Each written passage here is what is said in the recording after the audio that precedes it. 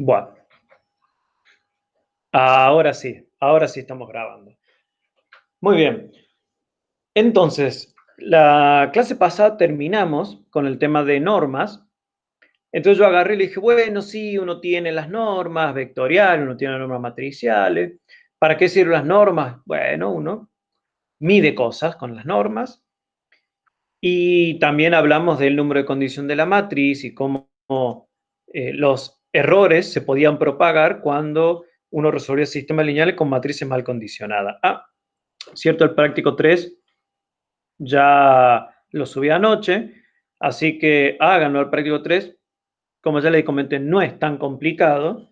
Digamos, lo de las normas es algo bastante llevadero, no son ejercicios tan complejos. Lo que más, tranquilamente se lo podría dar como parte de ejercicios de análisis 3.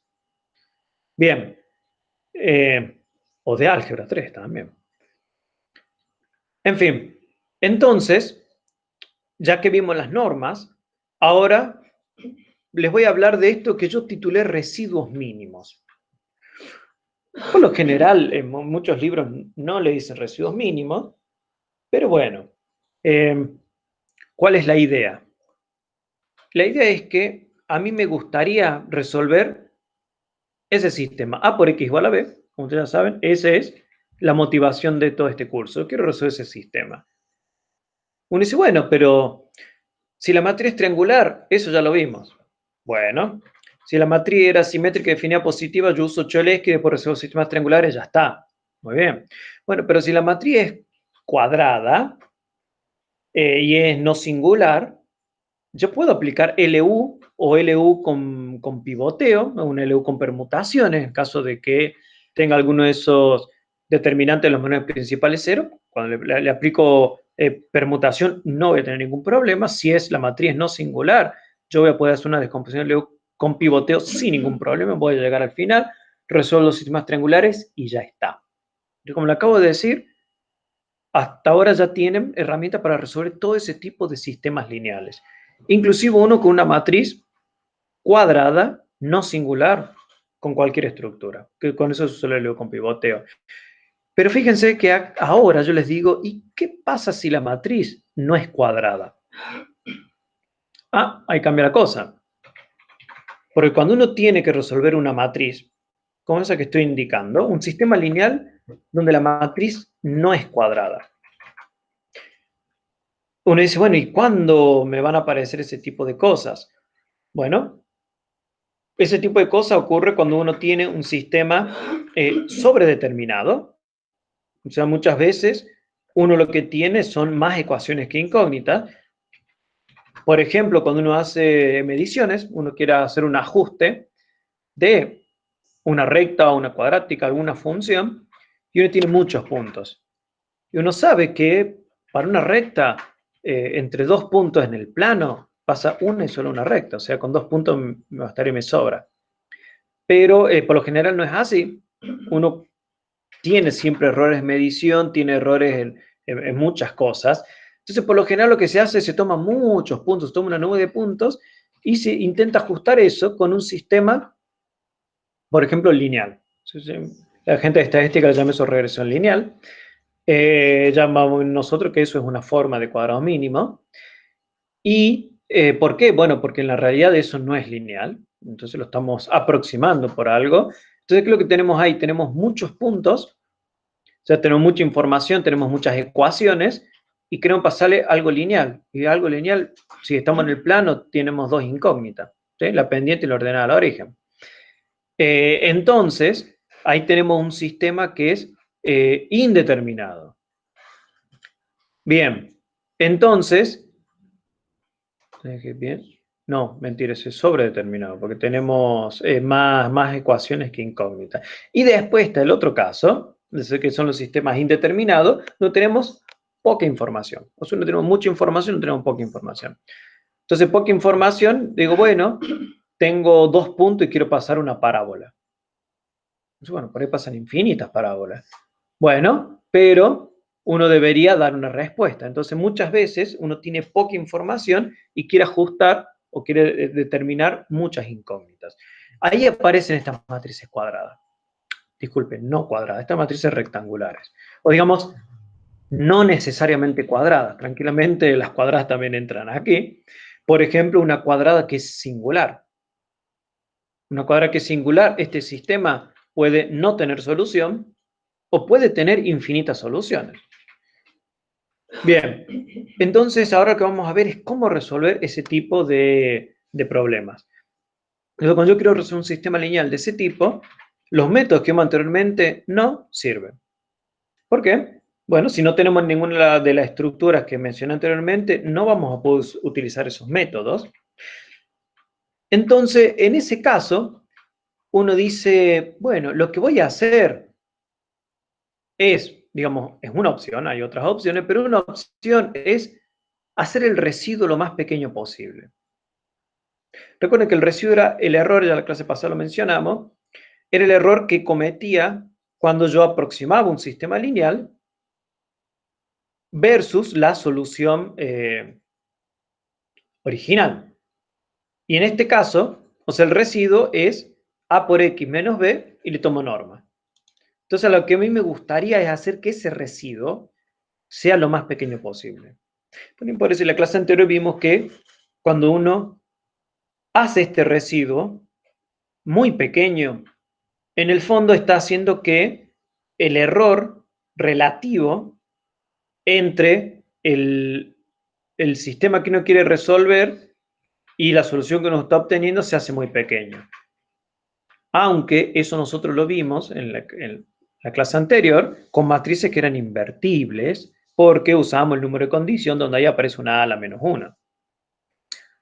Bueno, para estos casos, cuando la matriz no es necesariamente cuadrada, no es necesariamente invertible, hay algo similar, obviamente que no se usa una inversa porque esta matriz puede no tener una inversa, o digamos, supongan ya de que vamos a trabajar con matrices que no tienen inversa, porque si la matriz tiene una inversa, entonces cuadrada no singular, usamos LU y ya está, se acabó. Entonces lo que vamos a hacer es resolver este problema. Voy a minimizar esta norma. Obviamente, si esa norma llega a ser 0, listo, tengo una solución exacta. Pero muchas veces no vamos a poder obtener eso. Y como vimos en las dos clases anteriores, voy a tener que minimizar en una norma. O sea que cuando yo cambie la norma, voy a cambiar todo. O sea, mi solución puede cambiar mucho cuando yo cambie esa norma. Entonces, uno dice, bueno, ¿y dónde aparecen esas cosas? Bueno, veamos un ejemplo de cómo minimizar estos residuos. Bueno, recién verbalmente les comenté algo de esto, que, por ejemplo, cuando uno tiene una serie de puntos, uno tiene una nube de puntos, le llamemos TI, BI, una nube de puntos. Y yo lo que quiero es, aquí puse I desde 1 hasta M para un M grande, o sea, muchos puntos. Y yo esos datos los quiero aproximar por una función. Ahora, quiero aproximar toda esa nube de puntos por una función. Uno dice, ¿por qué quiero aproximar por una función? Bueno, porque para muchas cosas es interesante o es bueno o nos va a ser muy útil tener una función. Uno dice, bueno, y la función que son seno, coseno, exponencial, esas funciones que hemos visto en análisis 1, análisis 2, y no necesariamente. Hay funciones que no son tan simples y uno intenta siempre encontrar funciones y a veces no tiene que hacer combinaciones de todas esas funciones. Y bueno, entonces uno debería poder decir, bueno, yo la función no la conozco, pero más o menos por la física del modelo o si un modelo de economía por lo que los datos que yo estoy tomando vienen de algún tipo de problemática, entonces más o menos uno tiene una idea de cuál es el tipo de función que puede llegar a aproximar esa información. Entonces yo necesito encontrar esa función y lo que tengo son los datos. Entonces, para poder aproximar esa función, una de las maneras, pero hay muchas otras, pero una de las maneras es, voy a suponer de que esa función está en un espacio de funciones. un espacio de funciones que yo lo puedo generar con una combinación finita de funciones, o sea, una combinación lineal de una cierta cantidad finita de funciones. Entonces, por ejemplo, si yo tengo una función que más o menos tiene un crecimiento exponencial, bueno, aquí estas funciones serán exponenciales donde tengo multiplicado el término dentro del argumento de lo exponencial y quizá con alguna constante por afuera, y tengo toda una familia paramétrica de exponenciales, o puedo tener que algunas son exponenciales y otras son logaritmos, y puedo hacer combinaciones lineales de ellas, o lo más simple de todo es suponer que son polinomios, y que yo lo que quiero hacer es una combinación de polinomios y obtener, por tanto, un polinomio. Bueno, entonces yo tengo una base finita y voy a decir, bueno, vamos a suponer que a mi función la voy a aproximar como una combinación lineal de una cierta base. Bueno, está bien, sí. Digamos, por ahora usé la palabra base.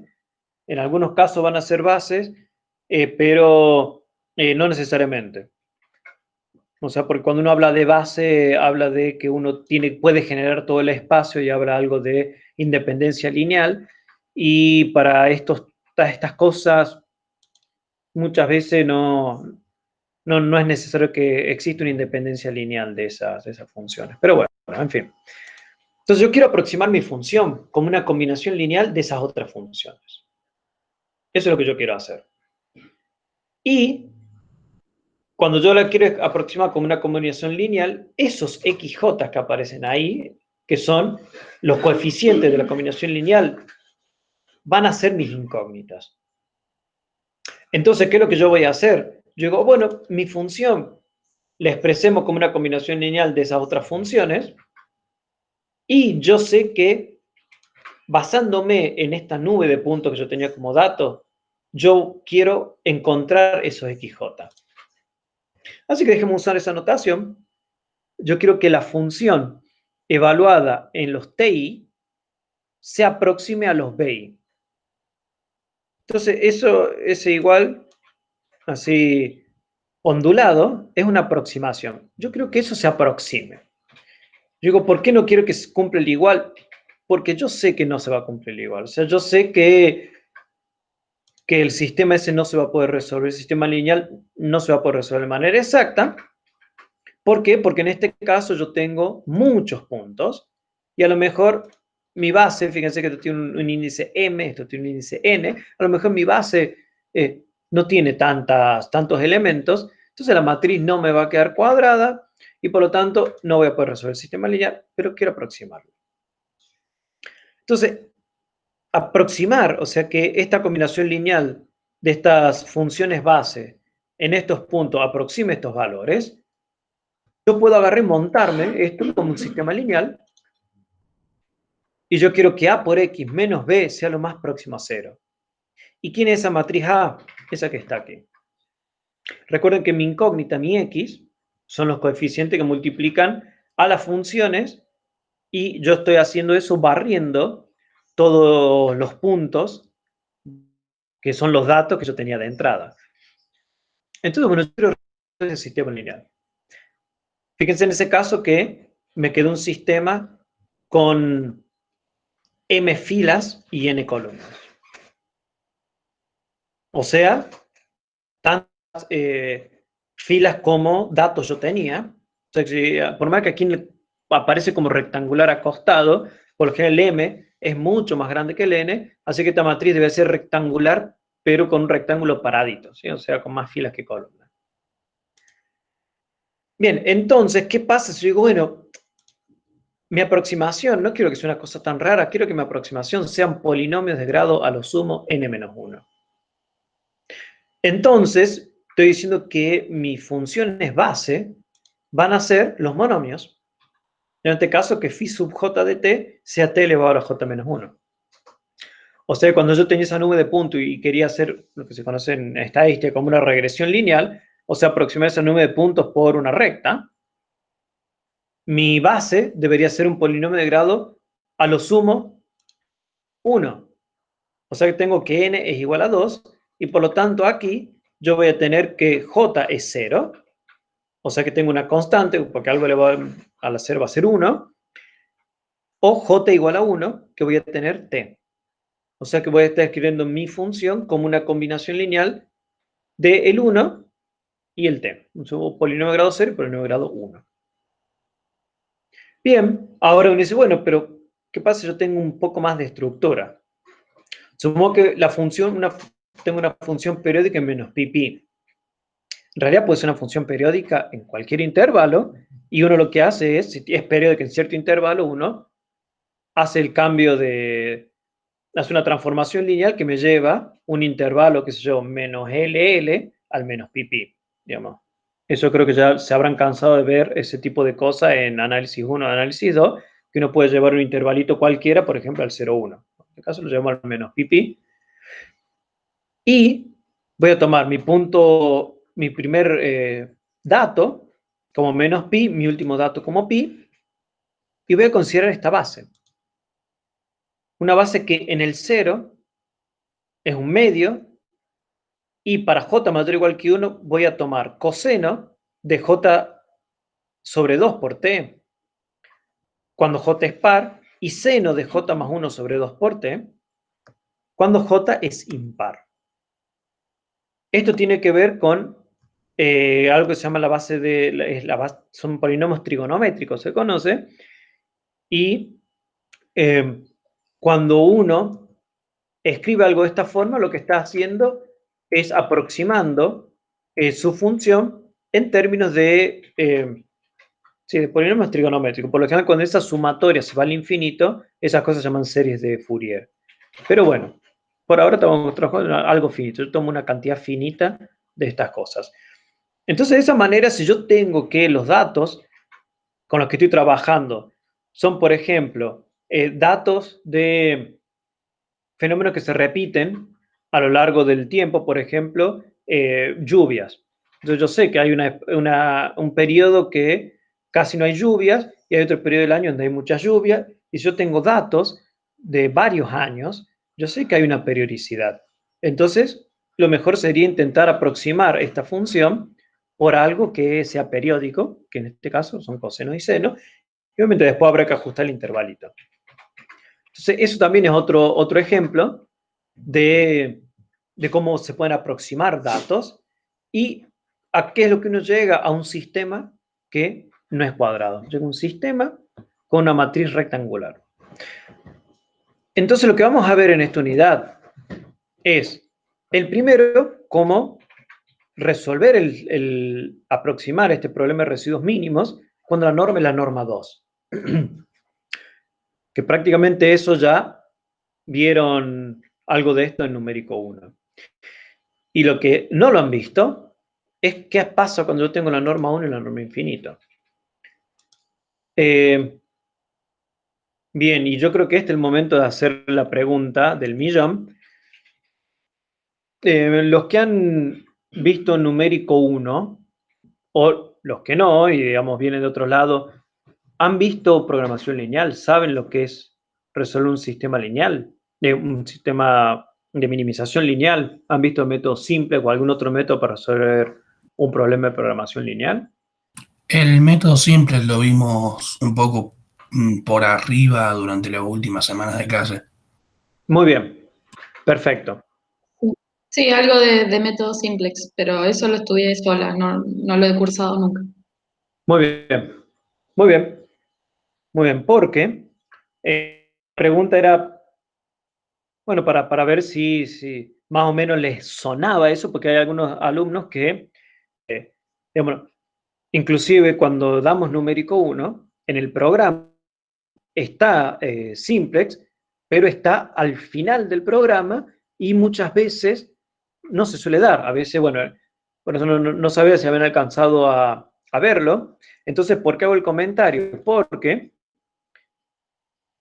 ese problema con norma 1 y este problema con norma infinito, la mejor forma de resolverlo es llevarlo a un problema de programación lineal.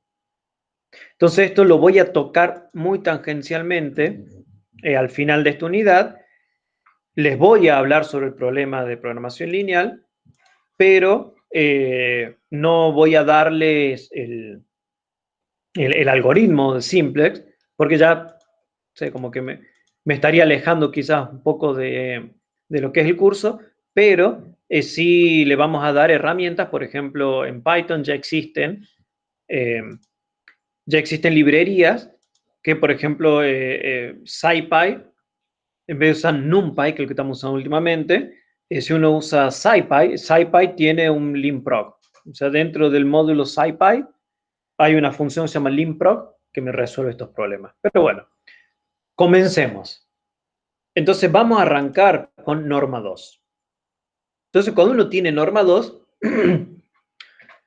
ustedes ya saben cómo es la norma 2, la norma euclídea, la común y corriente, la más básica de todas. Entonces, en ese caso, vamos a hablar de cuadrados mínimos. Entonces, ¿qué es lo que yo deseo? Es minimizar el residuo, pero usando norma 2.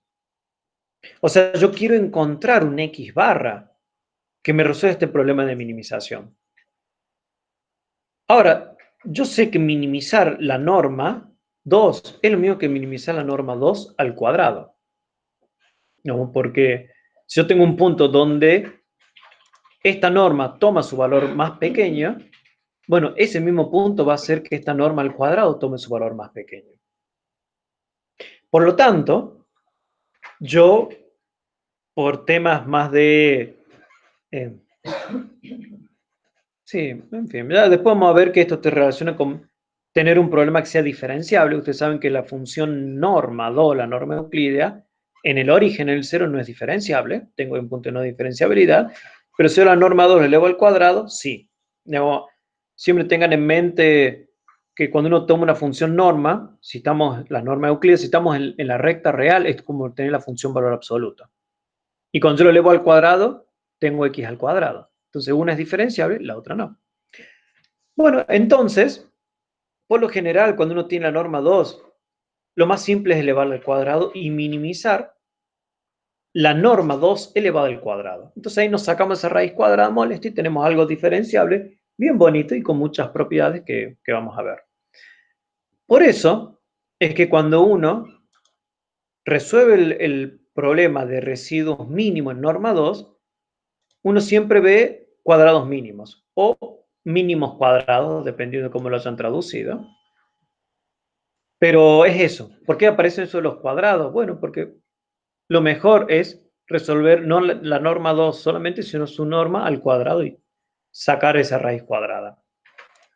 Bueno, una cosa, la norma 2, ya vimos que de dónde venía, es la norma que es la norma euclídea, o sea, viene del producto interno euclídeo.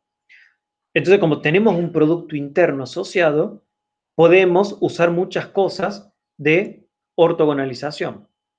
Tenemos esa noción de producto interno, entonces cuando uno tiene una noción de producto interno, tiene una noción de ortogonalidad. Uno puede hablar de cosas ortogonales.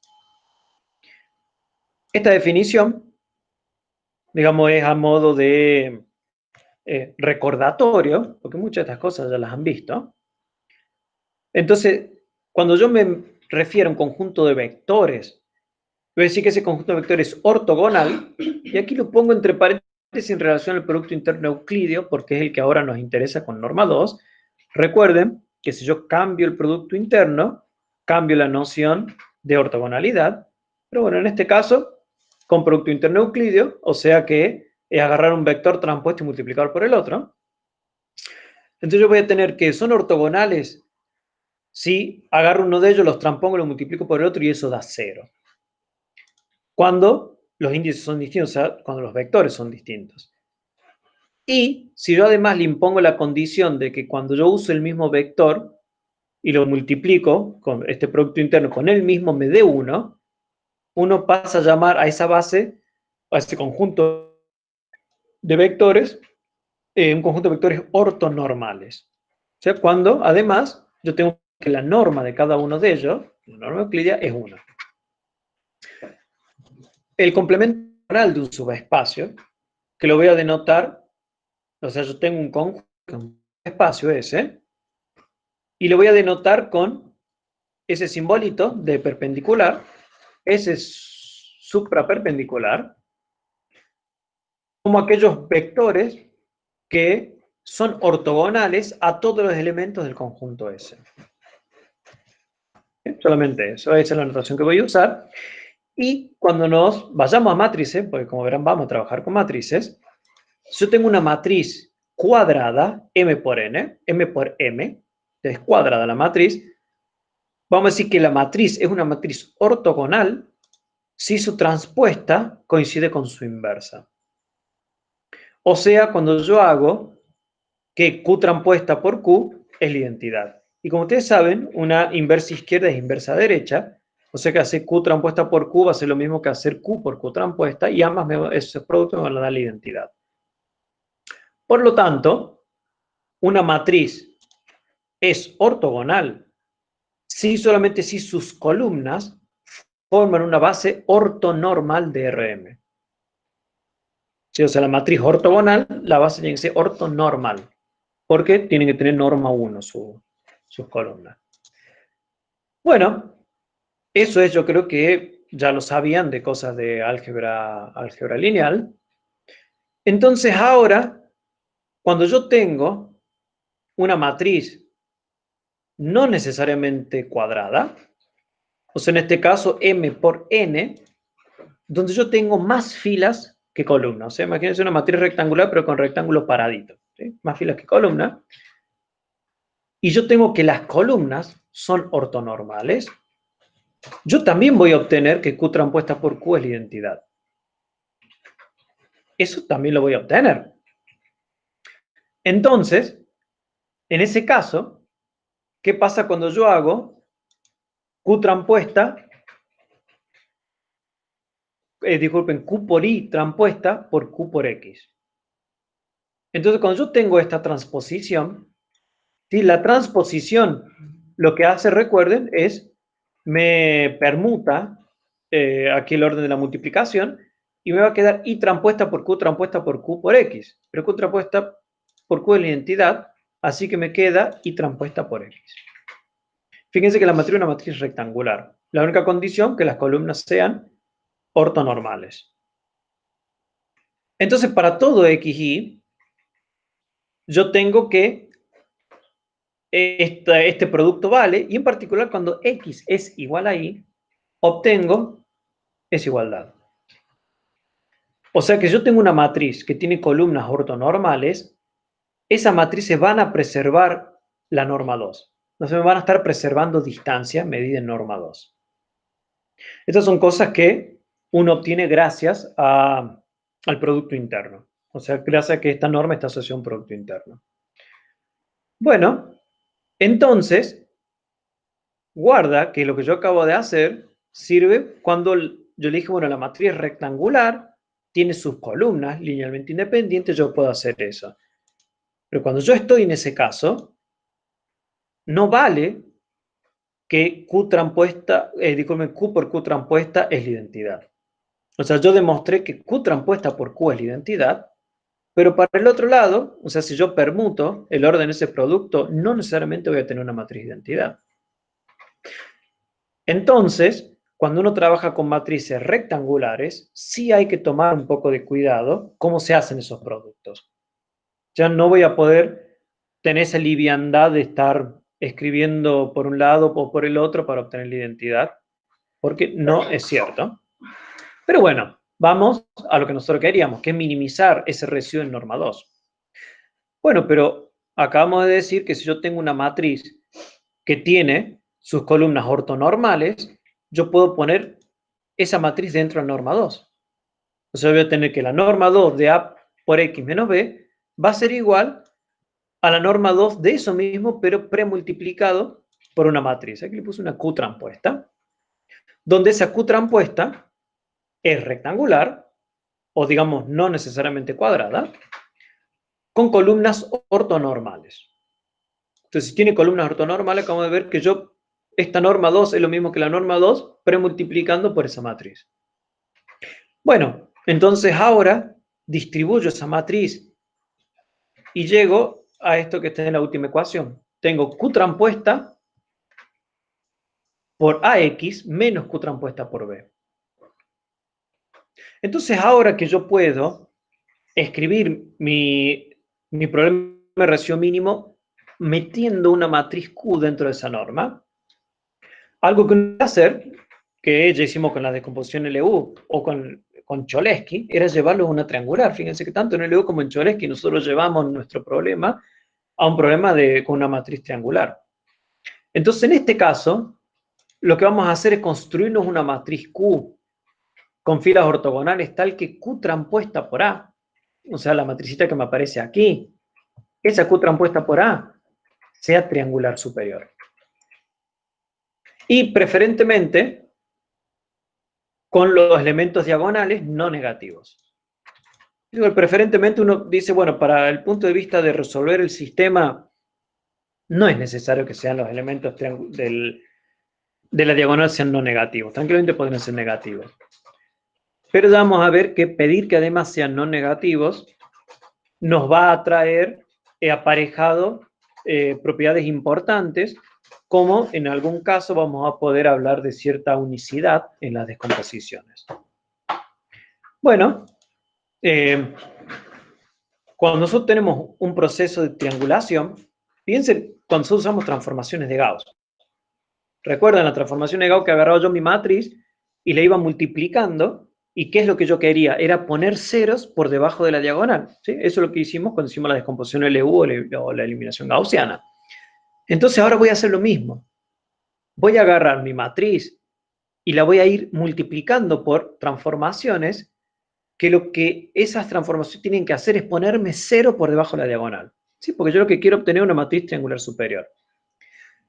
Ahora, cuando yo vaya a poner cero por debajo de la diagonal, lo único que voy a tener que hacer es hacerlo, pero no con cualquier tipo de transformación, sino con una transformación que sea ortogonal. Porque cuando yo tenga transformaciones ortogonales, yo voy a tener que el producto de transformaciones ortogonales es una transformación ortogonal. Y ahí voy a obtener esa Q ortogonal que yo quiero obtener. Entonces, lo que vamos a ver ahora es, yo quiero encontrar una matriz R, triangular superior, obteniéndola de la forma Q transpuesta por A, donde Q va a ser ortogonal, o sea, va a ser cuadrada. O sea, las primeras, este caso que vamos a ver ahora, la matriz Q va a ser cuadrada. Y por lo tanto, si yo puedo escribir R como Q transpuesta por A con Q, una matriz ortogonal, entonces yo puedo premultiplicar en esta ecuación y por lo tanto voy a obtener que A la escribí como el producto de Q por R. Entonces este tipo de descomposiciones que vamos a ver reciben por lo general el nombre de descomposición QR. Vamos a ver más de una, por eso usé el plural. Son descomposiciones de tipo QR, porque llevan mi matricita A algo por Q por R.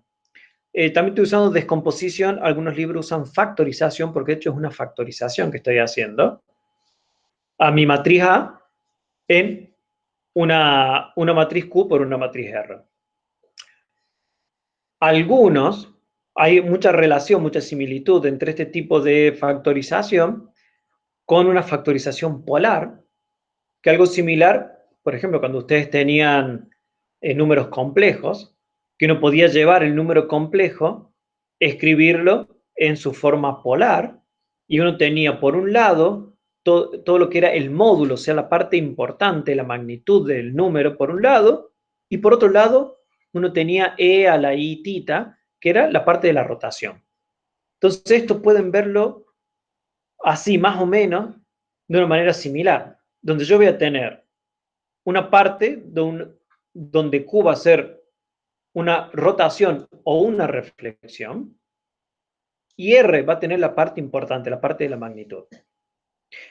¿Por qué rotación y reflexión? Porque las matrices ortogonales, esta que Q transpuesta por Q es la identidad, esas matrices, uno lo que puede ver es que la forma más básica de una matriz de ese tipo es una rotación o una reflexión. Yo tengo una rotación básica, tiene que tener el determinante igual a 1, y una reflexión básica tiene que tener el determinante igual a menos 1. Entonces, y como obtengo una matriz ortogonal general, aplicando, o sea, va a ser un producto de combinaciones de reflexiones y rotaciones. Entonces lo que vamos a usar son esas operaciones básicas para obtener matrices ortogonales. Uno va a ser aplicando rotaciones y otra va a ser aplicando reflexiones. Entonces comencemos hoy con las rotaciones. Rotaciones de Gibbons. ¿Qué es una rotación de Gibbons? Lo que voy a resaltarles aquí es la forma básica. Ustedes ya lo habrán visto. Esa matricita, coseno menos seno, seno, coseno, ¿qué es lo que hace?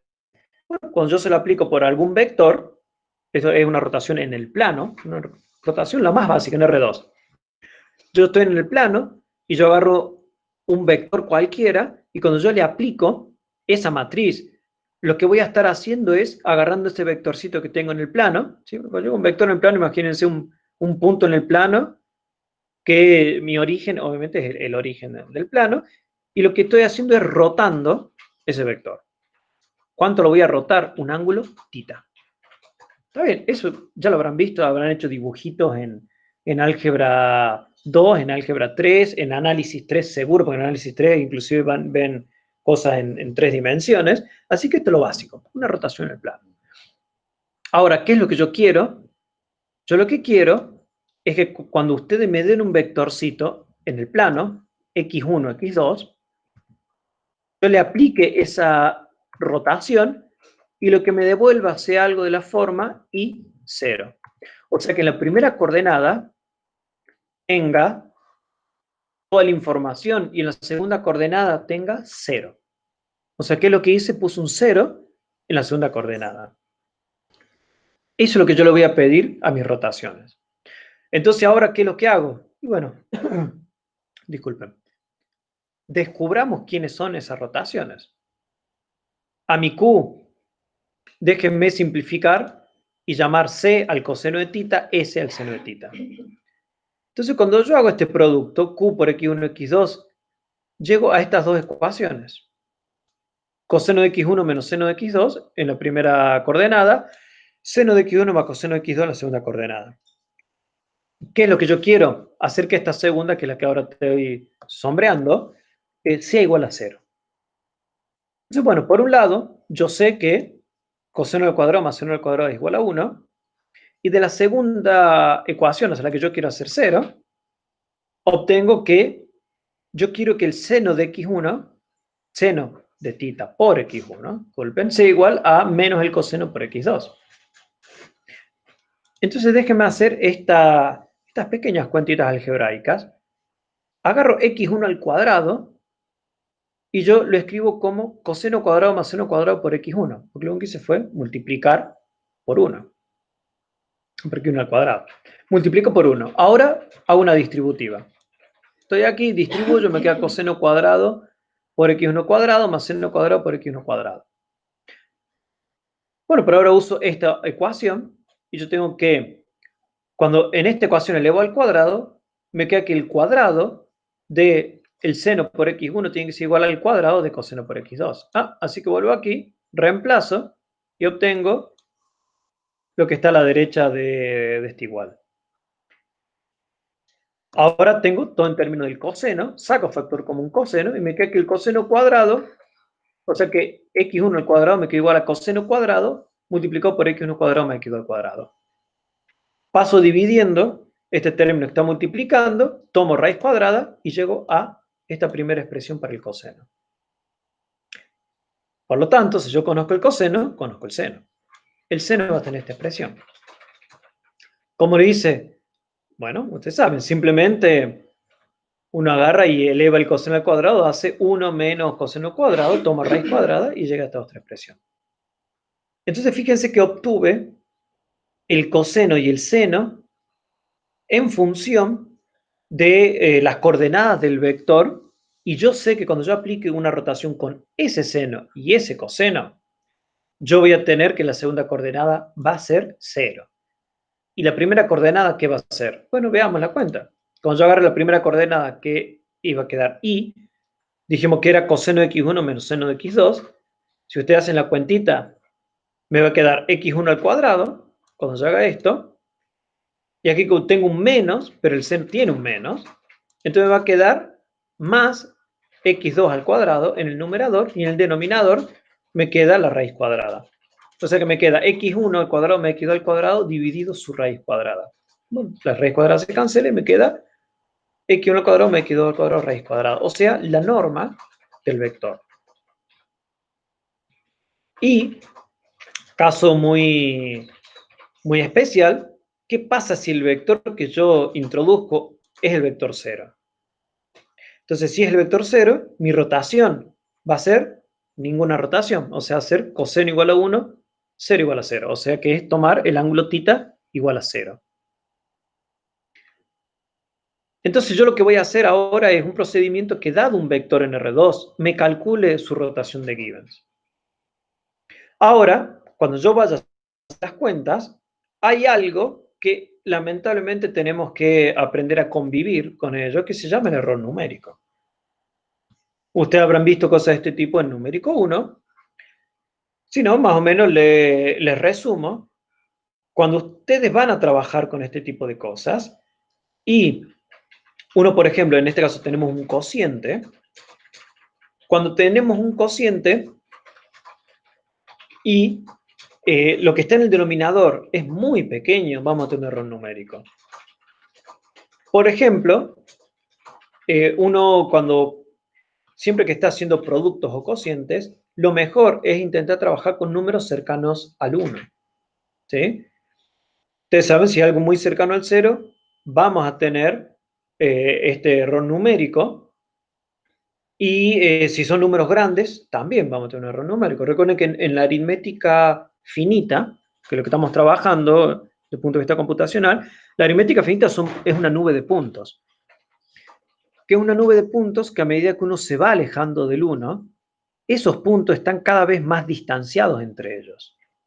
Entonces, cuando uno trabaja con números de una gran magnitud, en la aritmética finita, la distancia entre esos puntos de gran magnitud es cada vez mayor. Por lo tanto, el error que van a cometer es cada vez mayor. Por eso siempre lo mejor es escalar los problemas y no trabajar con problemas de gran magnitud para disminuir el error. El error tiene que ver, como ya dijimos, con la aritmética que uno está usando. En este caso, lo normal es usar 64 bits. Y eso que yo le había dicho que el error era, esta se pasa, yo creo que las anteriores, aproximadamente del orden de 2 elevado a la menos 53, eso se conoce como el machine epsilon, el epsilon de la máquina, que está asociado con justamente la aritmética que estoy usando. Y cómo se define ese epsilon de la máquina es la menor distancia que hay entre el 1 y el siguiente punto de la aritmética. ¿Sí? O sea, la aritmética finita, recuerden. Uy, qué raro. Se me actualizó. Se me actualizó el Colab, como si alguien hubiera cambiado alguna cosa. Bueno, ok. Bueno, entonces, es eso. Lo mejor, recuerden, siempre intenten llevar las cosas cerca del 1. Porque cerca del 1 el error numérico va a ser del orden del machine epsilon. Y si ustedes se van alejando del 1, ustedes lo que van a estar haciendo es haciendo que el error sea mayor, porque los puntos de la aritmética están más distanciados. Entonces, bueno, luego de esa breve explicación, cuando tengamos esto, entonces, ¿qué es lo que voy a hacer para llevar esto cercano al 1? Voy a agarrar el máximo entre x1 y x2 y lo voy a sacar y voy a considerar el cociente de x1 dividido x2. O sea, si aquí x2 fuera el máximo, aquí en el denominador este x2 lo voy a sacar afuera de la raíz. Entonces, cuando yo saco fuera de la raíz, me va a aparecer fuera de la raíz un x2 en valor absoluto, y dentro de la raíz me va a aparecer 1 más el cociente entre x1 y x2. Como x2 es mayor que x1, entonces x1 dividido x2 va a ser un número menor que 1. Y por lo tanto voy a estar sumando 1 más un número más chiquito que 1. ¿Qué me quedó por fuera? X1 dividido el valor absoluto de x2. A ese valor absoluto de x2 lo puedo escribir como x2 por su signo. Así es una forma de escribir el valor absoluto de un número. Y cuando yo hago eso mismo aquí, saco x2, el x2 sale con valor absoluto, lo escribo como x2 por su signo, y se va a simplificar con el x2 que está arriba. Entonces el coseno lo puedo escribir como menos x1 sobre x2 por el menos el signo de x2 dividido el cociente que me quedó 1 más raíz cuadrada, la raíz cuadrada de 1 más el cuadrado de x1 sobre x2. Y al seno simplemente lo escribo como menos el signo de x2 dividido esa raíz que me queda 1 más el cuadrado, la raíz cuadrada de 1 más el cuadrado de x1 sobre x2. O sea que este procedimiento sería el siguiente. Si el valor absoluto de x1 más x2 es igual a 0, es porque mi vector es el 0. Y ahí voy a hacer que coseno sea igual a 1, sea igual a 0. Y listo, voy al paso 2, que el paso 2 es retornar coseno y seno. Si no, vamos a ver, si x2 en valor absoluto es mayor que x1, voy a definir como tau ese cociente que les dije, que siempre es el mayor valor, el valor que tiene mayor magnitud, va el cociente. O sea, aquí pongo menos x1 sobre x2, por el seno, me quedo como ya les había dicho, menos el signo de x2 dividido 1 más tau cuadrado. Y aquí, disculpen, me olvidé la raíz cuadrada. Ajá. Tiene que ser la raíz cuadrada. Y por lo tanto, aquí en este otro cociente, también debería haber sido la raíz cuadrada. Porque si no, no me queda la fórmula que les acabo de escribir, el seno y el coseno. Si quieren, hagan las cuentas, van a ver que necesitaba ahí las raíces cuadradas. Bueno, regresemos. Entonces, lo que yo voy a tener es menos el signo dividido la raíz cuadrada de 1 más tau cuadrado. ¿Y cómo obtengo el coseno? Es seno por tau. Yo estoy aquí, es seno por tau. Ahora, si el que tiene mayor magnitud es el x1, simplemente damos vuelta la fórmula. Tau ahora va a ser x2 dividido x1. El coseno va a ser el signo de x1 dividido la raíz cuadrada de 1 más tau cuadrado. Y el seno va a ser coseno por t. Ahora, en el peor de los casos, que es cuando yo tengo el vector distinto de 0, este procedimiento me va a consumir 6 flops, 6 operaciones de punto flotante. Uno se lo podría haber escrito así, o sea, simplemente el coseno como x1 dividido la norma del vector y el seno dividido menos x la norma del vector. Sí, tranquilamente lo pueden escribir así también. Ahora el tema es lo que yo les digo, lo pueden escribir así, pero pueden después comenzar a tener algunos problemas numéricos cuando trabajen con números grandes.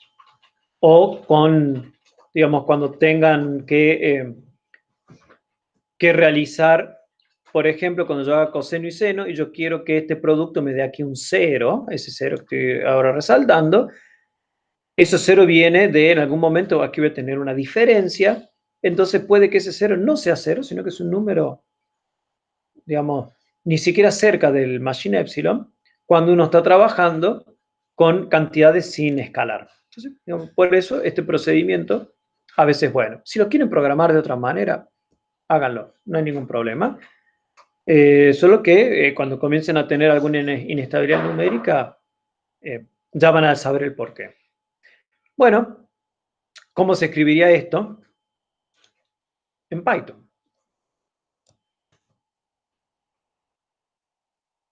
Voy a ejecutarlo, ahí se está conectando al servidor de Google, ahí dice Connecting. Muy bien, entonces lo que acabo de hacer es, listo, ya está. Primero, bueno, importé el módulo NumPy. A esta función le llamé givens, le doy, la alimento con dos valores, x1, x2, y tengo el coseno, el seno, tomo los valores absolutos. Si el vector es distinto de 0, hago todo este procedimiento. Si el vector es igual a 0, directamente retorno coseno de 1 igual a seno de 0, y hago lo que recién les mostré en el pseudocódigo. Digamos, la implementación es trivial. Defino el tau, defino el seno y el coseno, o si no, defino el tau de esta otra forma, defino el coseno primero y después defino el seno. Solamente eso. Entonces, de esa manera, tienen cómo se podría implementar ese pseudocódigo que les acabo de dar. Ahora vamos a lo que nos interesa. Yo quiero hacer eso, pero quiero hacer con matrices grandes, no con un vectorcito de dimensión 2. No estoy interesado en un vectorcito. Entonces, ¿qué pasa cuando yo esté trabajando con una matriz? Entonces, déjenme, cuando yo estoy en Rn, déjenme usar esta notación. Voy a llamar GKI a la matriz de rotación de las coordenadas K e I. ¿Eso qué es? Es agarrar una matriz identidad y en la intersección de las filas I y la fila IK con columnas IK, en esa intersección le voy a poner la matriz de Gibbons que recién calculamos. O sea que nos queda una matriz identidad donde en la entrada II tengo el coseno, en la entrada IK tengo menos el seno, KI tengo el seno y KK tengo el coseno. Entonces, de esa manera, cuando yo aplique esta matriz, lo que está haciendo en este espacio n-dimensional es tomar una tajada de un plano, yo tengo un espacio de una gran dimensión, me restringo a un plano y hago la rotación solamente en ese plano. Y listo, eso es la acción que me está efectuando esta rotación. Entonces, cuando yo, esta rotación obviamente está asociada a un par IK. ¿Qué es lo que voy a hacer con esto? Me voy a parar en la entrada iésima, en este caso yo tengo un vector X, me pararé en la coordenada iésima de X, y voy a acumular en la norma, que vimos recién, o sea, la información no nula en la coordenada iésima, y voy a poner un 0 en la coordenada késima. Por eso viene este KI. O sea, me paro en I y pongo un 0 en K. O sea, cuando yo tenga esta coordenada I y la coordenada K de ese vector, yo voy a agarrar y digamos, me defino esta GKI, y cuando yo haga el producto de esta matriz GKI por X, me va a devolver un vector I en Rn, que va a tener esta propiedad. En la iésima coordenada me va a quedar la norma, o sea, xi al cuadrado más xk al cuadrado, o sea, la norma de ese vectorcito en R2. En la coordenada késima de ese vector I voy a tener 0. Y todas las otras coordenadas del vector van a quedar invariantes. O sea, solamente modifiqué algo en esas dos coordenadas. Entonces, con eso ya estamos listos para nuestro procedimiento. Bueno, yo creo que está de más decir que esta rotación de Gibbons es una matriz ortogonal, porque, como yo le dije, uno lo que hace es rota en un ángulo θ, y cuando uno multiplica la premultiplica por su transpuesta, cuando uno multiplica por la transpuesta, uno lo que está haciendo es rotar un ángulo menos θ. ¿Sí? Porque cuando uno transpone, este menos seno pasa aquí, y es lo mismo que haber hecho una rotación del ángulo menos θ, porque el coseno de menos θ es lo mismo que el seno de θ, y el seno de menos θ es menos el seno de θ.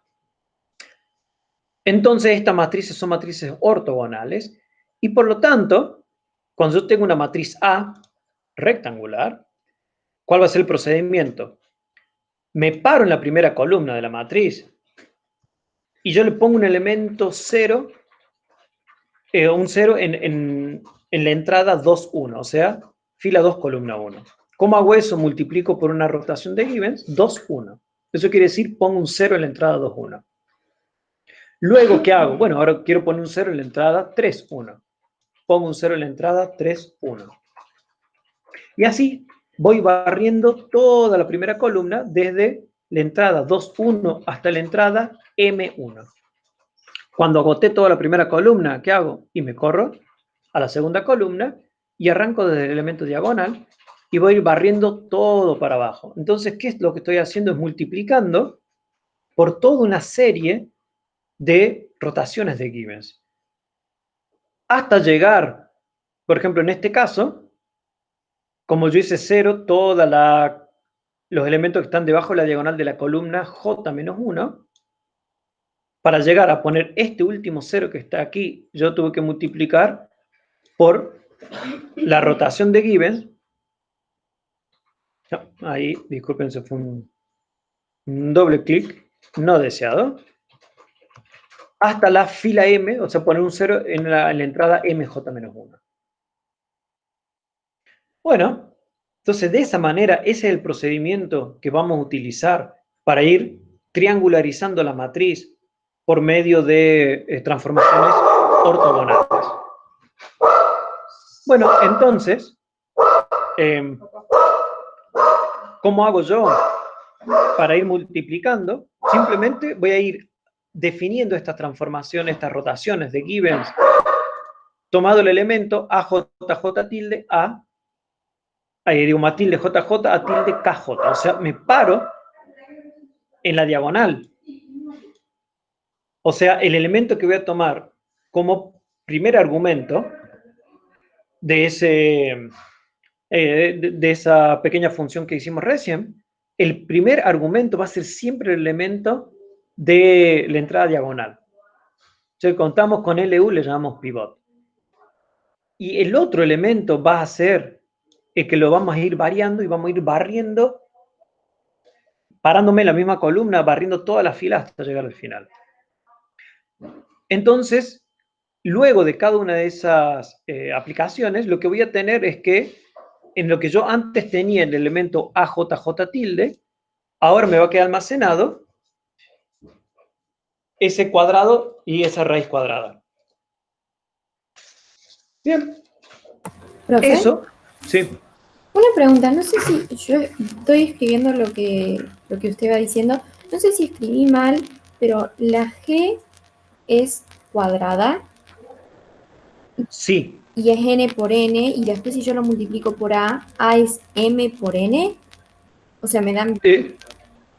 Claro, no, o sea, la G, sí, o sea, en el ejemplito que yo puse, la puse n por n, pero toma la m por m, porque para que el producto tenga sentido, sí, lo que pasa es que yo primero di un ejemplo con una G con un vector en Rn.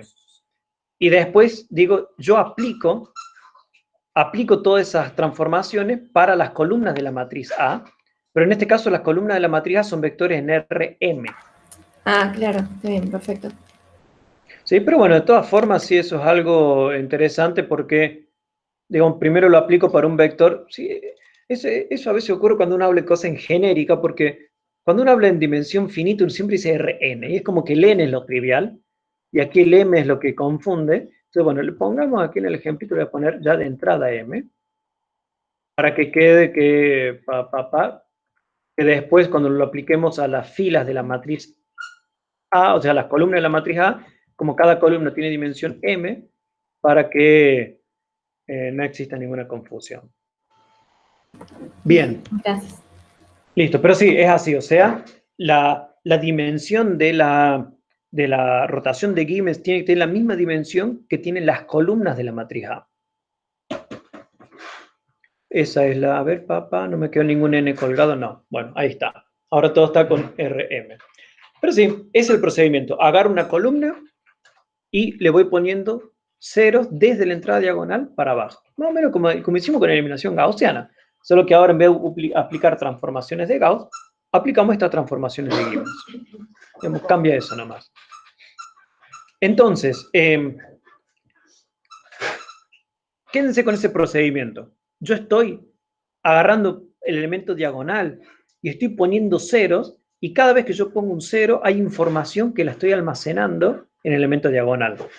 O sea que yo cuando, por ejemplo, aquí en la primera columna, cuando yo termine de poner todo 0, 0, 0, 0 por abajo de la diagonal, este elemento que me quedó de la 1, 1, lo que va a tener al final va a ser la norma 2 de toda esa columna. O sea, toda la información, toda la magnitud me quedó almacenada en ese elemento.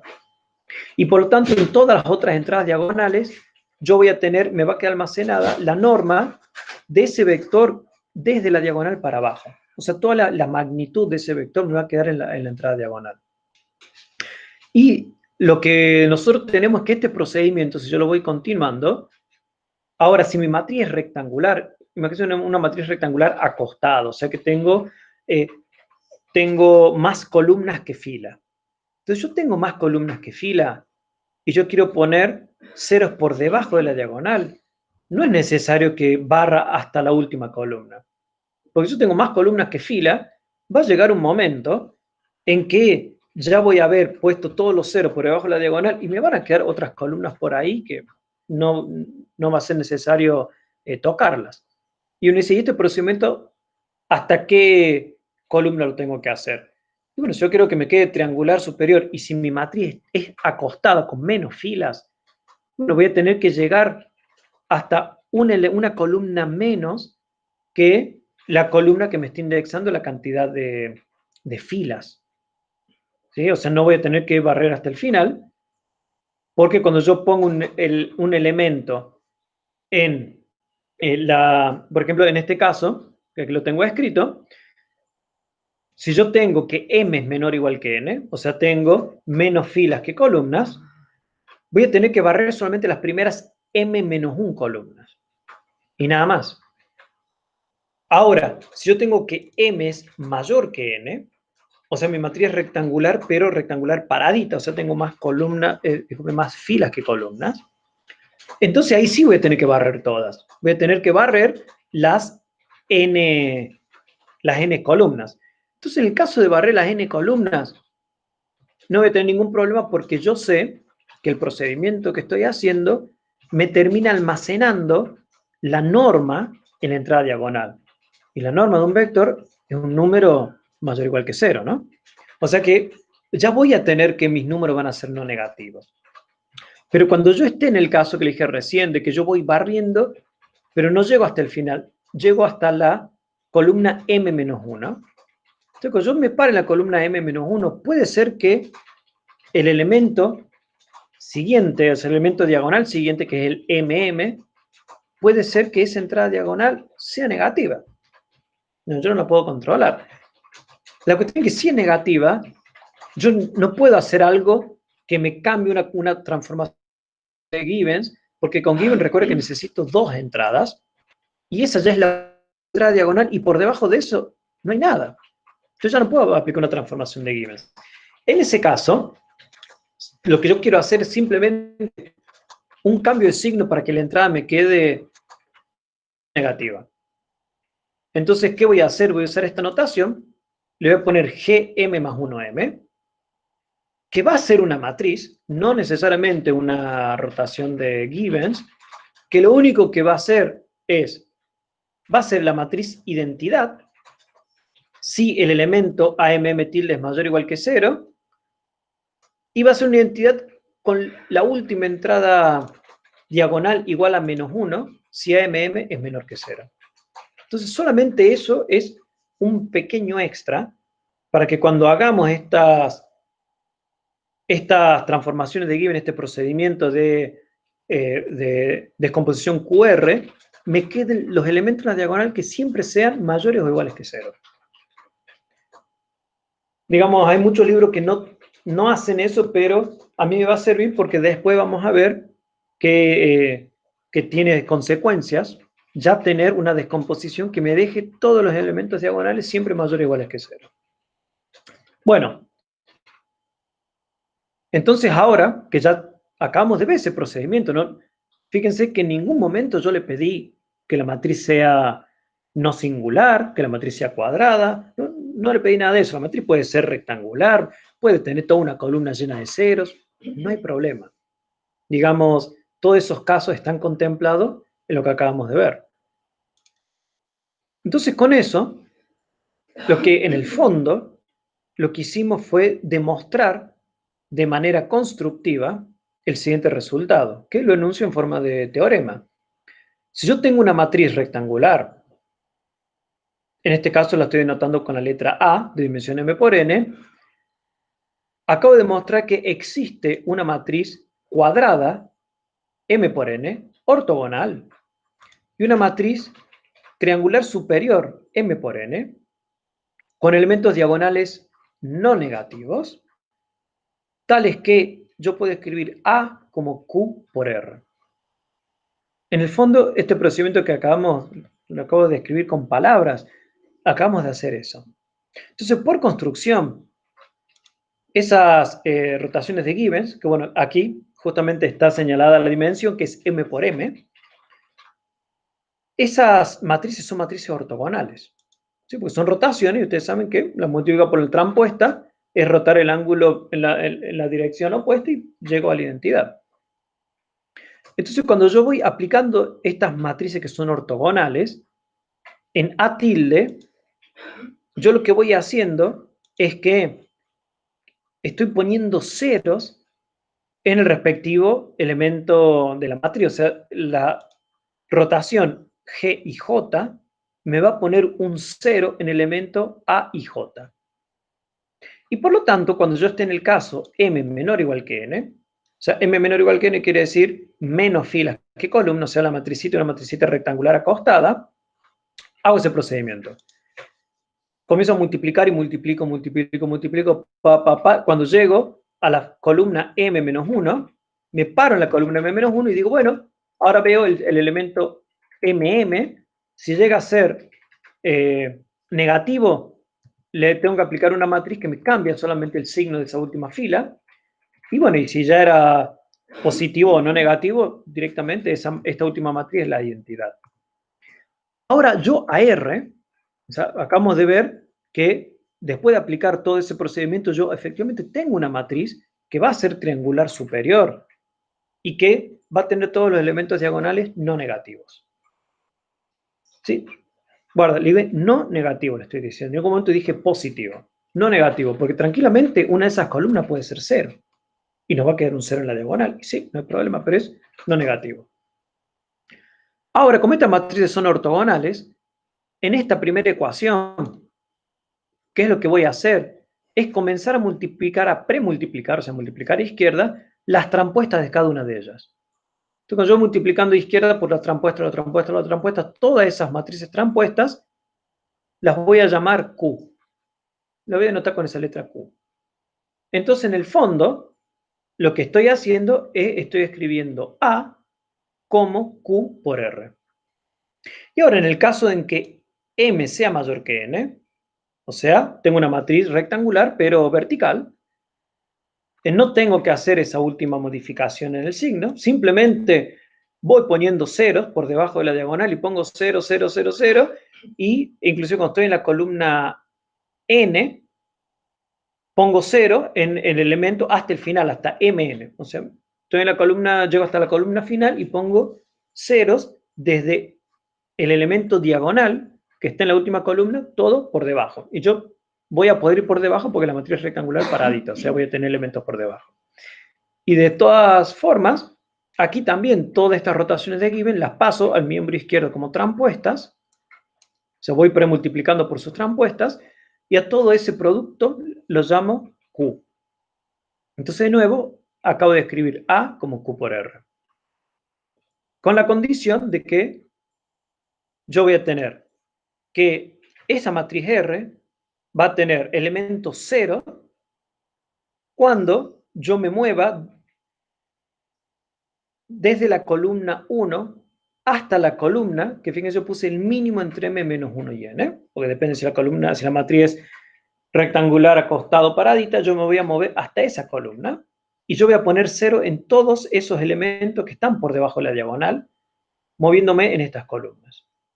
Obviamente I va de j más 1 hasta m, o sea, este R y J son solamente elementos que están por debajo de la diagonal, por eso el indicador de fila se mueve de j más 1 hasta m, y también le estoy garantizando que las entradas diagonales son no negativas. Bueno, entonces acabo de mostrarles, bueno, digamos, eso se llama una demostración constructiva, les acabo de mostrar un procedimiento que ese procedimiento me garantiza este teorema. O sea, una demostración constructiva. Bueno, veamos que todo esto que les acabo de decir es cierto. Entonces, primero, veamos un ejemplito en Python. Veamos una matriz con m menor o igual que n. O sea, yo no voy a tener más filas que columnas.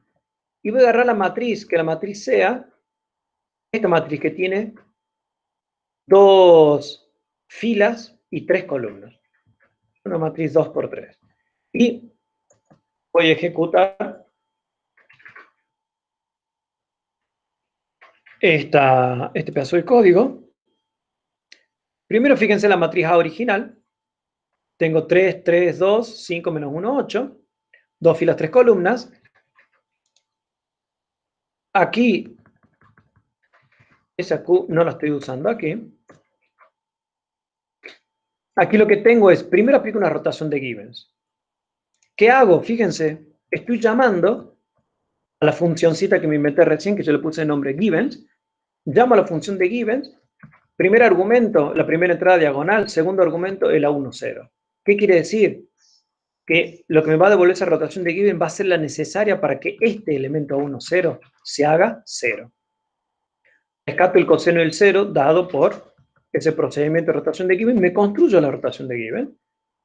Como la rotación de Given, esta matricita, coseno menos seno, seno coseno. Ustedes ya la han visto. ¿Y qué hago? Multiplico G por A. Listo. Mi salida va a ser la matriz A. Fíjense que es esta que les acabo de poner aquí. Es este print. Fíjense que el elemento diagonal me quedó un número, tiene el E00, con un número no negativo. Y fíjense que por debajo de la diagonal tengo ese numerito de ahí, que es del orden del epsilon de la máquina. O sea que desde el punto de vista numérico, eso es un 0. Y bueno, y después, ¿qué me quedó? Fíjense cómo me quedó la matriz, que ahora ya no puedo aplicar otra transformación de Givens, porque ya no tengo otras dos dimensiones para rotar. Así que uno dice, bueno, paro aquí, porque ya no puedo, ya mi matriz ya es triangular superior, porque eso que está pintado es un 0, numéricamente un 0, así que ya mi matriz triangular superior, listo, paro. No, pero fíjense que en el elemento, en la otra entrada diagonal, en la segunda entrada diagonal, tengo un número negativo. Entonces, ¿qué voy a hacer? Aplico un cambio de signo. Era eso, era agarrar una matriz identidad, donde la última entrada diagonal la pongo con un menos 1. Entonces eso me va a cambiar el signo de la última fila. Ahora aplico, hago el producto y fíjense que es lo que uno obtiene. Obtiene de nuevo, tengo el 0 y ahora tengo una entrada diagonal que es no negativa. Entonces, bueno, ahí tengo una rotación, una descomposición QR con rotaciones de Givens. Entonces, en este caso, uno de esa forma puede llevar y puede hacer esas operaciones y puedo llevar mi matriz A una matriz que es triangular superior. Si yo tengo que resolver ese sistema lineal, o sea, recuerden que la idea de esto era poder hacer, resolver el problema de cuadrados mínimos. Entonces, si yo le aplico esas mismas rotaciones, se las voy aplicando al vector del término no homogéneo, voy a llegar a un sistema triangular. Y listo, resuelve el sistema triangular y ya está. Con eso voy a poder encontrar la solución de mi problema de cuadrados mínimos. Ahora, cuando uno hace este procedimiento, en alguna medida, tener esa matriz Q, esa matriz ortogonal, nos va a dar mucha información. Yo creo que en clase de hoy no vamos a hablar tanto de la información de esa matriz, sino ya la clase que viene, si vamos a, de la que viene la otra, vamos a hablar un poco de la información, toda la información que quedó comprimida en esa matriz Q. Ahora veamos para el otro caso. ¿Qué pasa si ahora mi matriz tiene más filas que columnas? O sea, una matriz rectangular, pero rectangular paradita. Y ahora lo que voy a hacer es, sí, déjenme ir almacenando la matriz Q. Entonces ahora déjenme ir almacenando esa matriz Q para ver que efectivamente lo que nos queda es una matriz ortogonal. Entonces, cuando yo vaya aplicando, primero lo voy a ejecutar y después le voy mostrando el paso a paso. Matriz original. Fíjense, hice una matriz rectangular, pero en vertical, paradita. 3, 3, 5 menos 1, 9 menos 7. Listo, esa es la matriz original, que es la que está aquí al principio, la que acabo de definir aquí. Y arranco con una matriz Q, que es la identidad. La misma cantidad, el mismo orden de filas de la matriz, o sea, tiene que ser una identidad de dimensión 3. Ahora, ¿qué voy a hacer? El procedimiento que acabamos de ver. Primero, yo voy a hacer el elemento A10, recuerdo que estamos en Python, o sea, mi entrada diagonal es el 0, 0, y quiero comenzar a poner 0 debajo de esa entrada. O sea, debería poner 0 en el A10 y en la entrada A20. ¿Qué hago? Uso mi transformación de Givens, rescato mi coseno y mi seno, me armo la matricita con cosenos y senos, y si yo ahora lo multiplico por la matriz A, como hice recién, me va a dar un error. ¿Por qué me va a dar un error? Porque esta matricita que sale aquí es una matriz 2 por 2. Y la matriz a la cual yo quiero aplicar mis rotaciones, es una matriz que tiene 3 filas y 2 columnas. No puedo hacer G por A. Bueno, ahora cuando uno hace el producto de esta rotación de Givens, recuerden que desde el punto de vista teórico, la rotación de Givens que uno tenía que multiplicar no era esa de senos y cosenos. Déjenme subir un poco, así les muestro cuál es la que uno realmente tiene que utilizar. Es esta. Fíjense que no es una matricita 2 por 2 con senos y cosenos, es una matriz M por M, donde lo he completado con una identidad, en muchos lugares. Entonces yo debería multiplicar por esa matriz.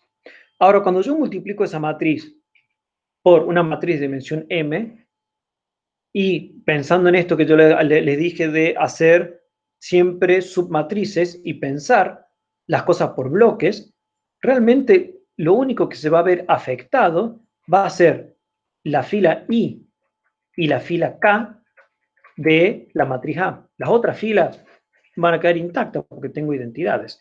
O sea, cuando yo quiera programar eso, no necesito construirme esa matriz de given G grandota y completar todo con la identidad. No, simplemente, aquí lo estoy resaltando, lo que voy a hacer es aplicarle esa matricita 2 por 2 a un bloque matricial. ¿Qué bloque matricial? Va a ser la matriz quedándome con la fila, en este caso la primera fila y la segunda, la fila 0 y 1, y barriendo todas las columnas. Entonces, así, esta matriz sí es una matriz que tiene 2 filas y todas las otras columnas necesarias, y ahí sí la puedo multiplicar por una matricita 2 por 2. Y el resultado lo voy a almacenar en la misma matriz con ese índice de filas. Ahora recuerden que si yo quiero también obtener mi matriz Q, yo debería multiplicar esa gran matriz de Givens con esas identidades transpuesta a derecha. Por lo tanto, cuando yo tengo la opción que siempre puedo agarrar y construirme una matriz de Given toda con identidad y ponerle solamente los numeritos y hacer el producto, pero voy a hacer un producto de matrices M por M, cuando yo sé que lo único que interesa es hacer un producto de dimensión 2. Entonces, cuando yo multiplique a derecha la matriz transpuesta por la matriz Q, yo sé que lo único que se va a ver afectado va a ser 2 columnas de la matriz Q. ¿Qué columnas? En este caso, la columna 0 y 1. Entonces, no voy a agarrar toda la matriz Q, sino solamente me voy a quedar con esas 2 columnas. Fíjense que estoy barriendo todas las filas y me quedo con esas 2 columnas. Así que tengo una matriz que tiene muchas filas y 2 columnas, y la estoy multiplicando por una matriz 2 por 2. Así que el producto matricial tiene sentido ahí. Entonces, de esa forma voy a actualizar esta matriz Q. Ahora, ya hice 0, el primer elemento debajo de la diagonal, ahora voy a hacer 0, el siguiente elemento debajo de la diagonal, es el elemento 2, 0. De nuevo, aplico mi función Givens, el elemento de la diagonal sigue estando ahí, ese no lo toco, y voy a poner un 0 en el elemento A2, 0. Me construyo mi matricita de Givens, aplico a la matriz A solamente en las filas 0 y 2, y después multiplico a derecha con la matriz Q, pero solamente la matriz Q tomando las columnas 0 y 2. Y ahora imprimo A.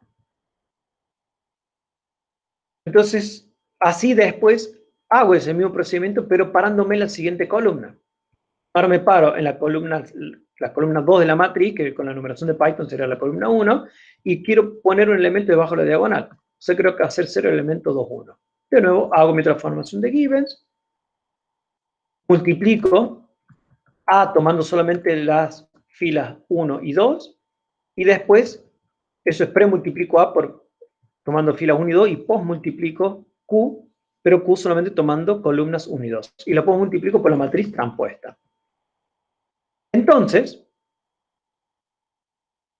lo que obtenemos es lo siguiente. Bueno, y después aquí le puse imprimí A como quedaba, imprimí Q, después imprimí Q transpuesta por Q para ver comprobar que eso es ortogonal, y después imprimí Q por A. En teoría esa A, después de todas estas transformaciones, sería la R, y para ver que Q por R tiene que ser igual a A. Entonces veamos, aquí vamos a lo que fue imprimiendo este procedimiento, paso a paso. Primer paso, pusimos un 0 debajo de la primera entrada diagonal. ¿Sí? La primera entrada diagonal me quedó un número no negativo, y fíjense que primero puse un 0 aquí y después un 0 aquí. Bien, efectivamente me quedó, bueno, el primero un 0 numérico, pero me quedó debajo de la primera entrada diagonal ceros. Y después agarramos la segunda columna. Entonces agarramos la segunda columna y fíjense que le puse un 0 aquí, debajo de la diagonal. O sea, esta matricita que me quedó arriba ya es la matricita R, porque tengo números no negativos en las entradas diagonales, y por debajo de la diagonal tengo ceros. O sea, que esta de aquí es la R. Y mi matriz Q me quedó esta que está aquí. Todo eso es mi matriz Q. Entonces, bueno, ¿será que la matriz Q es ortogonal? Multiplico Q transpuesta por Q. ¿Qué es lo que me da? Fíjense que en la diagonal tengo 1, 1, 1, y fuera de la diagonal tengo números que son del orden del 0 de la máquina. O sea, numéricamente esos son ceros. Algo por 10 a la menos 17, este está por 10 a la menos 17, este por 10 a la menos 16, 10 a la menos 16, así tengo una matriz identidad, con el típico ruidito numérico, pero una identidad. Y ahora veamos qué me da este último que está aquí. Fíjense esta matricita que está aquí, y fíjense la matriz original que está aquí arriba. Es la misma, ¿no? ¿Y cómo hice yo para obtener esta otra que está abajo? Fíjense en el código, lo que estoy imprimiendo es Q por A, que ese A es la R, porque es la A luego de todas las operaciones. O sea que efectivamente les acabo de mostrar que con esta matricita chiquita, haciendo esas operaciones, yo logro rescatar una matriz triangular superior y una matriz ortogonal, aquí les estoy mostrando que es ortogonal, tal que Q por R es A, retorno a la matriz A. Muy bien. Entonces, un comentario es, cuando uno construye este algoritmo, usando QR por rotaciones de Givens, ¿qué pasa cuando yo voy multiplicando y yo quiero ir poniendo 0 debajo de las entradas diagonal, por ejemplo, en este caso de la segunda columna? Cuando yo puse un 0 aquí en la primera columna, y yo ahora quiero poner un 0 debajo de la segunda entrada, yo voy a estar multiplicando por una rotación de que me va a agarrar estas dos filas y me va a hacer operaciones esas dos filas para ponerme un 0. Bueno, pero fíjense que en la primera columna, eso que estoy sombreando, la primera columna ya tiene ceros. Y cuando yo hago una matriz por 0, me va a devolver 0. Entonces, ¿para qué hago ese producto de algo por 0 si yo sé que el resultado va a ser 0? Entonces, eso es una operación que yo me puedo evitar. Y cuando yo estoy trabajando con una matriz grande, me voy a poder evitar esas operaciones de todas las columnas anteriores, porque yo sé que el resultado tiene que ser 0. Eso es lo que le he escrito aquí, que las primeras j menos 1 columna, fíjense que yo ahora quiero poner un 0 debajo de la diagonal en la j-ésima columna. Eso quiere decir que ya pasé por las anteriores columnas, o sea que las primeras j menos 1 columnas ya tienen 0 debajo de la diagonal. Y cuando yo multiplique por estas matricitas, que recuerden que solamente me van a estar modificando las entradas desde la diagonal para abajo, desde la diagonal de la columna J, o sea, desde la fila J para abajo, entonces no va a ser necesario multiplicar por la J menos 1 columna anterior, porque yo ya sé que el resultado va a ser 0. Entonces, lo que puedo hacer es, en este caso, cuando yo apliqué mi segunda transformación, o sea, para ponerse en la segunda columna, no tendría que haber tomado toda la matriz, considerando todas las columnas. Tendría que haber tomado solamente desde la segunda columna en adelante. O sea que si yo vengo aquí el código, aquí tengo la rotación de la segunda columna, aquí, ¿por qué yo hice el barrido en todas las columnas? No era necesario. Tendría que haber barrido desde la columna 1 en adelante. Y aquí desde la columna 1 en adelante. Lo de la matriz Q hay que hacerlo con toda, porque ahí estoy acumulando información.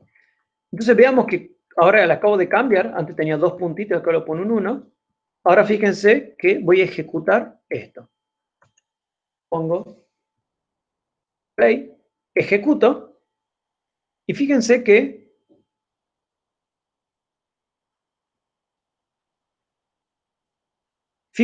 de nuevo obtengo, bueno, antes inclusive aquí me aparecía algo del orden de 1 por 10 a la menos 16. Ahora me está apareciendo un 0, o sea, cambió un poquito, pero se cumple, que sigue siendo un 0, o sea, inclusive aquí obtuve mejor resultado, porque me pareció un 0 directo. Y fíjense que las dos primeras entradas, que están debajo de en la primera columna, o sea, las dos entradas debajo de la entrada diagonal de la primera columna, no las alteré. O sea, yo sé que eran 0 y las voy a dejar como 0. Entonces, bueno, ahí tienen que, también otra simplificación. No es necesario que barran todas las columnas, porque lo que ya es 0 queda igual a 0. Algo parecido hicimos con eliminación gaussiana, ¿no? Entonces, dicho todo esto y con estos ejemplitos, esos ejemplitos que le acabo de hacer, que es paso a paso, bueno, pasar de una matriz 2 por 2 o de una matriz 3 por 3 a una m por n es trivial, porque digamos, ya tienen todas las herramientas. Entonces, ¿qué es lo que hacemos? Lo que vamos a hacer es escribirlo en un pseudocódigo. Vamos a tener como entrada una matriz m por n, o sea, una matriz no necesariamente cuadrada. Mi salida va a ser una matriz cuadrada Q ortogonal y una matriz no necesariamente cuadrada, pero sí triangular superior, que en este caso va a tener elementos, entradas diagonales no negativas, y voy a poder escribir A como Q por R. Arranco, paso 0. Voy a tomar mi matriz Q como la identidad, y en esa identidad le voy a ir acumulando los productos de todas las G para que después me quede la matriz Q que yo quiero. Mi P va a ser el barrido de columnas. Recuerden que ya recién lo mencioné, uno no tiene que barrer todas las columnas, en este caso debería barrer hasta el mínimo entre m-1 y n. O sea, con eso vamos a tener un barrido de todas las columnas con la matriz rectangular paradita y un barrido solo de las primeras m-1 columnas con la matriz rectangular acostaditos en horizontal. Inicio mis contadores de fila de columna en 1 y voy a comenzar el barrido. Si cuando yo hago el barrido de columnas, llego a la capacidad máxima de columnas, no me puedo pasar. O sea que cuando yo tengo un contador de columnas superior al límite, directamente voy a ir al paso 6. ¿Qué es el paso 6? El paso 6 es el paso que solamente lo voy a realizar cuando tengo esa matriz rectangular acostadita, o sea, cuando m es menor o igual que n. Y si yo tengo que esa entrada que me quedó en la diagonal m, en la entrada mm, es negativa. Entonces, en ese caso, ¿qué voy a hacer? Voy a agarrar desde esa columna en adelante, porque yo sé que cuando ya llegué a esa instancia, todos los elementos de esa fila, hasta llegar a ese elemento de la columna, todos los elementos de esa fila van a ser 0, todos los anteriores. Y lo que van a ser elementos no necesariamente nulos van a ser desde la entrada diagonal para la derecha. O sea que tomo esos índices de columnas y simplemente hago esta operación, le cambio el signo. O sea, ya sé que yo le dije que era multiplicar por una matriz, pero ustedes saben que no es necesario multiplicar por una matriz y hacer todas esas operaciones de punto flotante cuando lo único que tengo que hacer es un cambio de signo. Entonces, en esos casos, agarro la última fila de la matriz indexada por ese índice J y le cambio el signo, le pongo un menos. Y voy a agarrar la fila Q, ese puntito quiere decir, recuerden, era todas las filas, columna M, o sea, agarro la columna M de la matriz Q y le cambio el signo. Le pongo un menos, solamente esa última columna. Y nada más. Entonces, eso es lo que hacemos en el paso 6, si es que ya agoté todo mi índice de columnas. Si no agoté mi índice de columna, estoy parado en la columna J. Entonces, si estoy parado en una columna J, con J menor o igual que P, lo que voy a hacer es tomar mi índice siendo mayor, o sea, J le sumo 1. O sea, estoy parado en la columna J, ¡pap! Y voy a comenzar mi barrido de filas desde el elemento inmediato posterior a el índice de columnas. Y voy a ir barriendo las filas hasta que agote el índice de filas. Cuando yo esté, bueno, y cuando agote el índice de filas, voy al paso 5, que el paso 5 es actualizar mi índice de columnas, o sea, sumarle 1 al índice de columna. Entonces, barro toda la fila, cuando agoto el índice de fila, sumo una columna y vuelvo a arrancar con la siguiente columna. Entonces, cuando yo esté en el barrido de filas, me voy a fijar si el elemento A y J es igual a 0. ¿Por qué? Porque si el elemento A y J es igual a 0, no es necesario que haga una transformación de Gibbons. Ya es 0. Recuerden que la transformación de Gibbons era justamente poner un 0 ahí. Entonces, si eso ya es 0, salto el paso y directamente actualizo mi contador de filas. O sea, me muevo al siguiente elemento. No hago nada. Ahora, si este elemento es distinto de 0, le tengo que poner un 0. Entonces, ahí yo digo, voy a tener que trabajar solamente con las filas J e I. O sea, la fila J, porque estoy parado en esa columna, ese va a ser mi elemento pivot, el JJ, y la fila I es donde yo voy a querer modificar, o sea, yo quiero agarrar mi elemento A y J y ponerle un 0. Mi contador de columnas, voy a, por el comentario que hice recién, solamente mis modificaciones las voy a hacer desde la columna J en adelante. Entonces, me construyo esta matricita G, que ya la vimos recién, la matriz de rotación de Gibbons, asociada al elemento AJJ, AIJ, usando ese código que les mostré recién, que yo le llamé Gibbons, que me va a construir esa matricita. Y después, ¿qué hago? Voy a actualizar la submatriz con índice IJ, o sea, esta submatriz es solamente la submatriz que tiene dos filas, la fila I y la fila J, y tiene no todas las columnas, sino solamente las columnas indexadas desde la columna J en adelante. Y la voy a actualizar por el producto, donde este producto tiene sentido, porque esta matriz tiene dos filas, y esta G es una matriz 2×2, así que la actualizo por ese producto. Y ya está. Y ahora hago lo mismo con la Q. O sea, agarro la Q, en este caso tomo todas las filas, y me quedo solamente con las columnas J y las columnas I. Y voy a multiplicar a la derecha por esta rotación de Gibbons transpuesta. Y ya está. Entonces, entre el paso 2 y el paso 4 tengo un ciclo. Hago paso 2, paso 4 y voy aumentando el contador de filas y me hago un salto de la fila cuando ese elemento ya es 0. Si no, voy barriendo, entonces entre el paso 2 y el paso 4 tengo un ciclo, tengo un lazo ahí. Cuando agoto el contador, voy al paso 5, actualizo el contador de columna y voy al paso 1. O sea, entre el paso 1 y el paso 5 tengo otro ciclo. Y ahí voy haciendo 1, 5, 1, 5, 1, 5, hasta agotar la columna, o sea, hasta agotar el P, que mi indexador, hasta cuándo puedo llegar yo con la columna. Y ahí en ese caso, cuando agoto, hago la verificación que vimos recién del último elemento. Y después simplemente devuelvo Q y ¿quién va a ser R? Lo que quedó almacenado en A. O sea, todo eso que fue almacenado en la matriz A va a ser el R que yo tengo que devolver. Bueno, esto que está aquí, la parte más complicada, por así decirlo, es esta parte del igual, que es el código que le acabo de poner. El resto es simplemente hacer dos for anidado y ponerle una verificación adentro, y esto es hacer estas actualizaciones tomando esos bloquecitos que si tienen alguna duda simplemente agarren el scroll del mouse, suban y vean cómo hice yo con todo este pedacito de código. Y listo, repliquen eso, pero no para índices con números concretos como lo puse yo, sino con los índices de los contadores de fila y de columna. Muy bien. Eso es todo. Ahora veamos qué tantas operaciones estoy realizando. Entonces, porque recuerden que una forma de comparar estos algoritmos es contando las operaciones.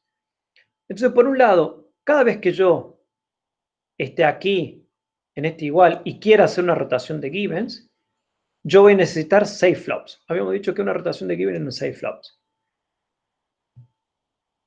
Ahora, cuando yo haga este producto, que está aquí, que es G por A y J, fíjense que es el producto de una matriz 2 por 2, que es la G, y tengo que hacer el producto por tantos vectores columnas como tenga J. Entonces, si hago el producto de G por un vector columna de esta matriz, voy a tener un producto de una matriz 2 por 2 por un vector de dimensión 2. O sea, ahí simplemente voy a tener dos productos, disculpen, 4 productos y 2 sumas. Entonces voy a tener 4 productos y 2 sumas. Y la cuestión es que esos 4 productos y 2 sumas, que es cuando yo lo multiplico por una matriz, lo voy a tener que hacer para todas las columnas. ¿Cuántas columnas? Aquí tengo el índice, desde J hasta N.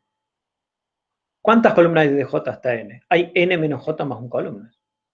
O sea que cuando yo hago 4 productos más 2 sumas por las N menos J más 1 columnas, obtengo esta cantidad de flops. 6 por N menos J más 1 flop. Solamente en ese paso. En esa flechita de ahí tengo esa cantidad de flops. Entonces ahora, de nuevo. Entonces ahora cuando yo quiera hacer lo mismo para Q lo que voy a tener son esos 6 flops, pero ahora, digamos aquí yo estoy haciendo el producto con el trampuesto, entonces sería prácticamente lo mismo que lo anterior, pero ahora en vez de barrer esa cantidad de columnas, estoy barriendo sobre todas las filas. ¿Cuántas filas tiene Q? Disculpe, tiene M filas. O sea que serían 6 M flops. Bueno, entonces si ahora yo cuento por separado, cuántas... Bueno, y aquí puse que al final yo voy a tener un cambio de signo. En el paso 6 tengo un cambio de signo, pero ese cambio de signo no se realiza ninguna operación. Un cambio de signo no necesariamente es multiplicar por menos 1. Y de todas formas, si habría que hacerlo es una cantidad de operaciones que es insignificante comparado con las anteriores. Así que bueno, por un lado tengo esta primera sumatoria. La primera sumatoria, o sea, lo que está a la izquierda de este más, es la cantidad de operaciones que hice para obtener R. Nosotros esa actualización que le hago a la matriz A. Y lo que está a la derecha, este signo más, son las operaciones que yo estoy haciendo para encontrar Q. Digamos, la estoy separando porque por lo general esta forma que estoy utilizando para encontrar Q no es la más eficiente. Entonces muchos libros le van a dar el número que me va a aparecer con la suma de la izquierda solamente y no con la de la derecha. Entonces, bueno, hago la sumatoria. Aquí fíjense que mi índice I no aparece en la sumatoria. Por lo tanto, cuando sumo eso, me aparece multiplicado por este M menos J. Entonces sumo I desde J más 1 hasta M. Es simplemente multiplicar esto por M menos J. Entonces ahí tengo la primera sumatoria, la segunda sumatoria también, multiplico por M menos J, y ahora hago esta sumatoria y utilicen esa formulita que está en el práctico 1, si mal no recuerdo, porque aquí en algún momento me va a aparecer la sumatoria de J y en algún otro momento va a aparecer una sumatoria de un J al cuadrado. Entonces, bueno, se hacen esa sumatoria, se agrupan términos y este más que está aquí, el que me está separando. O sea, todo lo que te aparece en el primer renglón son las operaciones de la primera sumatoria y lo que está apareciendo a la derecha de este más son las operaciones para la matriz Q. Entonces, como recuerden, el número de operaciones, lo que uno se queda son con los términos de mayor magnitud. Tenemos que el costo operacional para la matriz A es del orden de 3p cuadrado m más n menos 4/3 de p. Y el orden para actualizar la matriz Q para obtener Q es del orden 6m por p, m menos 1/2 de p. Entonces, veamos el caso particular. Cuando yo tengo una matriz que es rectangular, pero rectangular vertical, o sea, rectangular paradita, voy a tener esta cantidad de operaciones. 3n cuadrado por m menos n sobre 3 para la matriz R y 6mn m menos n sobre 2 para obtener la matriz Q. Y cuando yo esté en el caso de una matriz rectangular acostadita, o sea, con menos filas que columnas, voy a tener este costo operacional, 3m cuadrado, n menos m sobre 3, para la matriz R, y el orden de 3m al cubo para la matriz Q. Entonces, bueno, eso es más o menos el costo operacional. Y el comentario que le hice para la matriz Q es, ¿y por qué yo lo estoy separando a las cuentas en dos? Y porque si yo les explico cómo se hace esto de manera realmente eficiente y muchos de los solvers profesionales usan, no hacen esto que estoy haciendo yo. Este numerito aquí, que es este 3m al cubo, prácticamente lo reduce de una manera muy, muy drástica. Y hay distintas estrategias. Si alguno está interesado en esas estrategias, que son estrategias muy óptimas, uno puede ver los capítulos, ahí le puse 5, las secciones 5.1.11 y 5.2.3 del libro Matrix Computation de Golub Van Loan. ¿Qué es lo que se hace? Ese coseno y seno que yo estoy calculando, ustedes saben que si ustedes tienen el seno, tienen el coseno y viceversa. Entonces, uno dice, bueno, vamos a almacenar los senos y cosenos. Hay una opción que es almacenar senos y cosenos. Entonces van a tener que estar almacenando un vectorcito de dimensión 2 por cada una de las entradas que ustedes fueron construyendo. Y después, uno almacena esos valores sin construir la matriz Q. Y lo que uno hace, que es bastante común en cosas computacionales, es una función que, dado un X, me devuelve la acción de haber multiplicado esa matriz, en este caso es la Q trampuesta por X, me devuelve la acción, sin tener que construir la matriz. Entonces uno, ¿qué es lo que hace? Va aplicando todas las transformaciones, porque yo sé que son seno y coseno, va aplicando todas las transformaciones necesarias sin tener que construir la matriz Q. Entonces, de esa manera, uno no hace todo ese costo computacional y uno simplemente tiene que almacenar valores. Y hay otra que es todavía más, esa creo que es la que aparece en el 5.1.11, en la sección 5.1.11. Y en la sección 5.2.3 aparece una que es todavía más óptima, que dicen, pero si usted conoce el seno, conoce el coseno. Digamos, no es necesario guardar los dos. Si están íntimamente relacionados, con guardar uno de ellos es suficiente. Entonces lo que hace es una técnica que almacena un solo valor. Y con ese solo valor uno puede obtener, es una técnica de codificación, codifica la información en un numerito y por lo tanto, por cada una de esas rotaciones que uno almacenó, en vez de estar tirando una matriz Q, uno tira un vector con muchos numeritos. Y después con esos numeritos uno puede volver a codificar cuál fue el coseno y el seno que aplicó y después simplemente uno tiene una función que toma como entrada ese vectorcito con esos valores de todas esas rotaciones codificados y el vector X. Y lo que me devuelve es la acción de multiplicar la matriz. Y eso es muy eficiente y a un costo computacional muy bajo. Entonces, bueno, pero iba a ser demasiado para el curso, así que por eso en este caso yo le estoy dando este pseudocódigo donde estoy haciendo ese costo computacional muy elevado de ir calculando las matrices Q de esa forma, pero bueno, es la que, por lo menos, que les quede un código que sirva, porque si no, de la otra manera es muy complejo y íbamos a llegar prácticamente a nada, o íbamos a perder demasiado tiempo intentando hacer una cosa súper eficiente Y bueno, ya no era el caso. Pero ahí les dejo la referencia si alguno tiene interés en ver cómo se podría hacer eso, lo pueden ver en esas secciones de ese libro.